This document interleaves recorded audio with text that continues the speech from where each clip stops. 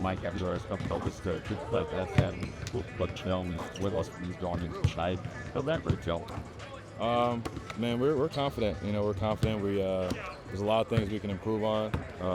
Obviously, turnovers being one of those. Our defensive, schemes, different things we can switch up, how we can guard them better.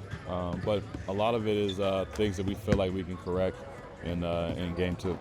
Like when you look at the shots, I was doing 22 shots. Yes, that just make or miss stuff, or is there more to it? I mean, a lot of times when we're paid to make our shots, honestly, so we should make our open shots any looks we get, but give them credit. They do a good job of scrambling, and they put a lot of pressure on you where your passes may not be as perfect for a good rhythm shot, so they might be a little off target. So guys are having to take an extra dribble or do something that's unfamiliar, but I think that we continue to generate those looks. I think more times than not we'll knock them down. But you know, guys on this guys and out. It didn't feel like this was wide open. Yeah, it honestly didn't feel as open as it may have looked on the film. Like I said, they do a good job of really putting a lot of pressure on you, scrambling, and even contesting a little bit late. It makes you feel like they're just always kind of rushing you. So a lot of things we talked about is just taking your time and shoot the shot with confidence, shoot it as if they're not there, and I think it'll be a little bit better for us in the outcome. Clemson in these situations are coming off a loss, not his best performance. I just he always comes in the next day angry, angry coming into practice. You can tell with his demeanor. You can tell with he's kind of no nonsense in a lot of things, and he's looking forward to playing. He would play the next night if we could. So I'm excited for him to get back out there and improve on the first game.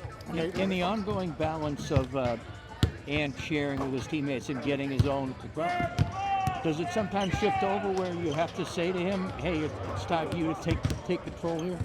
Well, yeah, we want him to be a complete player. One to recognize when to be aggressive and recognize when to get his teammates involved. And he's done a great job of that through all the playoffs, all this season. This team is unique that we're playing against. They have a lot of guys in the perimeter that can guard.